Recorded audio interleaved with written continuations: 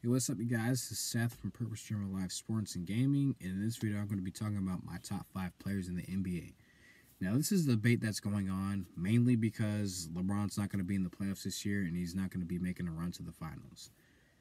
And now, this list is going to be this is my top 5. And now you can always comment and talk about who you guys would have. But now I'm going to go from 5 to 1 because I think you always got to go from the not the worst but the lowest to the highest. So if I was to pick the number 5 best player in the league, to me, it's going to be James Harden.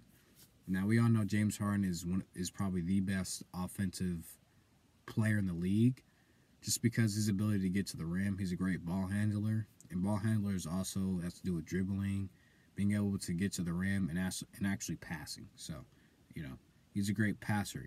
We talk about his scoring ability, and we don't forget about his playmaking, but we don't talk about his playmaking as much as we used to. So that's the thing that he still has.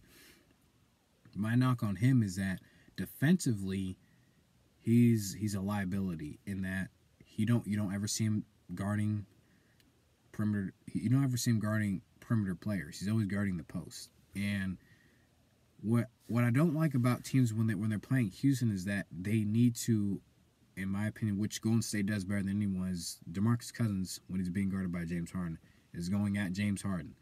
If Draymond Green is being guarded by him, you need to go at James Harden.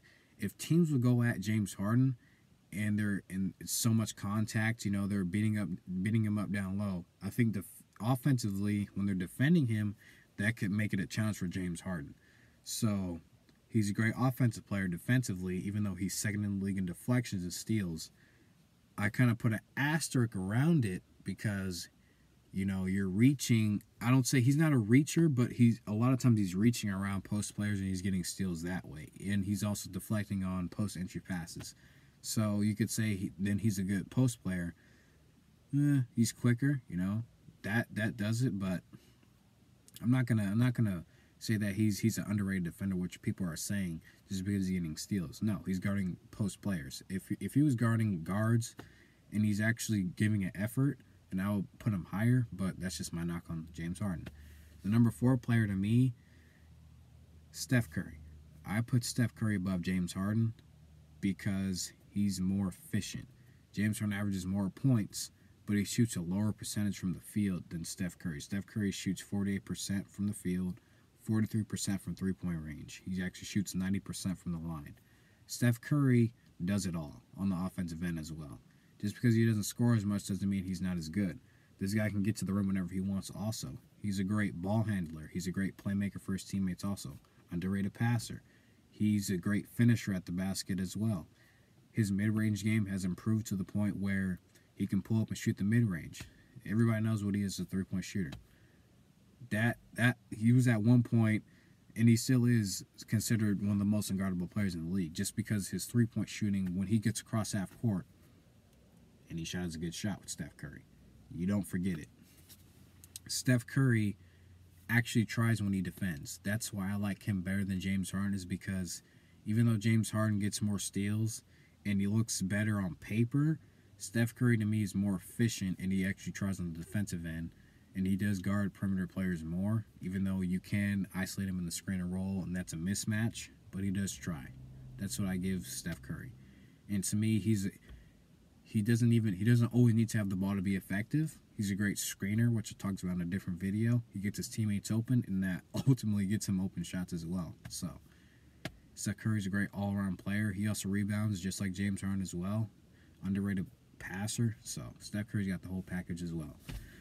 Number 3, LeBron James.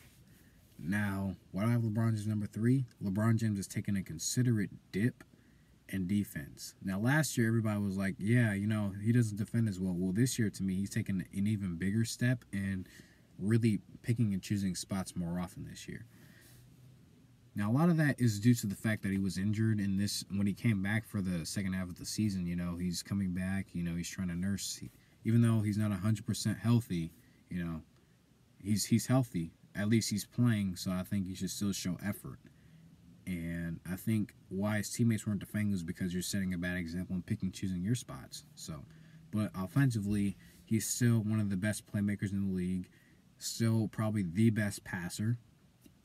Still can get to the rim whenever he wants. His jump shot is still getting there. Another knock besides his defense is he's not a good free throw shooter. He's shooting 68% from the line. And to me, that's always been a spot in his career where he's been, a little shaky. It used to be that was the only spot. But now it's defense and free throw shooting. And at the end of games, when you're being fouled, you got to be able to knock down free throws. I would put Steph, but Steph is... I don't know. It's even hard to put James at number 3 just because I think Steph has been more consistent this year, even though he's on a better team with better teammates. Steph has been more consistent, but I still put James number 3. Now, number 2. This is very difficult because I like the number 2 player. He's one of my favorite players. But number 1 is that dominant too. But my number 2 player is Kevin Durant. His offensive game is complete. He's a great three-point shooter. He gets to the rim whenever he wants. But to me, where he really sets himself apart offensively from a lot of players is his mid-range game. Not only does he have the mid-range pull-up, but stand still, knock down, fadeaway mid-range shots.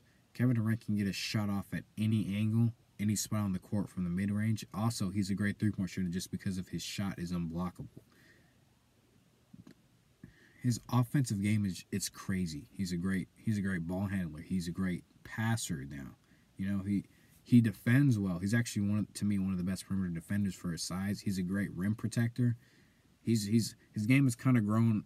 Even though you would say Golden State, he's playing with great players, which is always everybody knocks him for that. Is that when you play with great players, that raises your game to the next level. So I would advise people to stop knocking him for that.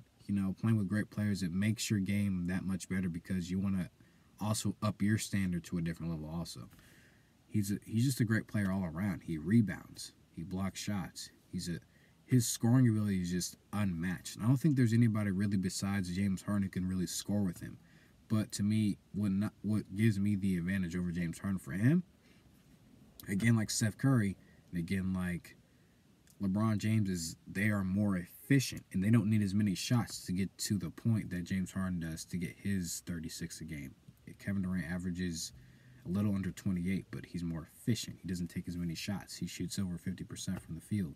He shoots over 88% from the line. He's efficient. I like players who are more efficient than guys who need shots to get to their 30.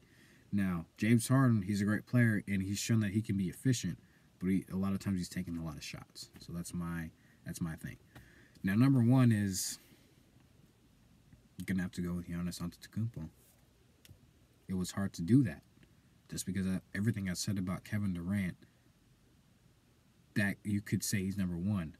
But to me, Giannis, whenever you can get to the rim, whenever you want, unlike anybody else. I think he gets there unlike anybody else. If you only need one dribble when you're behind the three-point line to get to the rim, if you Euro and can get by anybody, if literally you're just dunking whenever you want on almost every possession, that's dominance. He's kind of like, he's like Shaq, but he's just not as big. Because everybody remembers when Shaq, when he was down there posting up, it was almost a given that he was just going to dunk on the guy who was guarding him because there's nobody with the size to match him. Almost nobody. Now, there were guys who were taller than him and some guys who could compete with him for size.